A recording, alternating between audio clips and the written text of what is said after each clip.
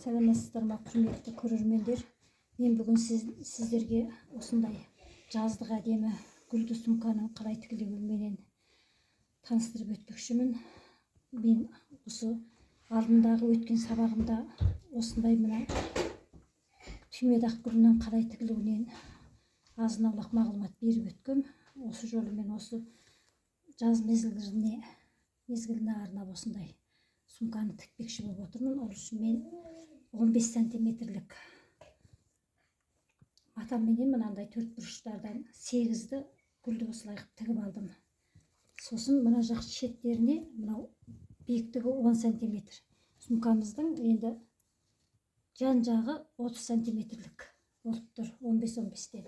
Екі жағына бірдей гүлді мата келтірдім. Осының барлығын тігіп, енді мен соңындағы астарлайтын несіне келіп отырмын. Ең соңында астарын саламыз. Астарын салу үшін аузына замогыменен несін мен тағдап етіп тарылтып тігіп қойдым. Төрт бұрыш болып тұру керек бізге сумкамыз. Өте әдемі болып көрінеді. Төрт бұрыш болып тұрған кезде. Сосын бұны иыққа сала салуға да болады. Міне мен бауын тартып қойдым.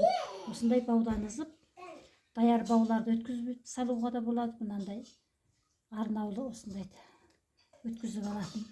Мен тағып қойдым екі жақ шетінен. Аузына мынандай замогын салып, қазір мен осыны соңын қусырамын. Біз мына бұған түбіне мынандай жасылмен келтіріп кеттім. Түп жағына. Осындай сәнді құрақ сумканы үйрете отырып, сіздерден каналға тіркеліп, пікірлеріңізді білдіріп, атсалысып отыруларыңызды тілеймін. Әлі де талай сабақтарда сіздерге жақсы үлгі өнеге көрсетем деп ойлаймын. Осы сумкамызға даярлап алған замогымызды бекітіп қалай салу керек екен сіздерге көрсетіп өтейін. Ол үшін бізге мына замогымызды осылай салатын былай анықтап көрсетіп тұрып, міне былай қолдарыңызбен өлшеп тұрып, былай қарай салып аласыздар мынаны. Сосын мына астарымызды үстінен былай салыңыз. Екі ортасын былай ашамыз да, енді осыны айландырып тігіп шығамыз.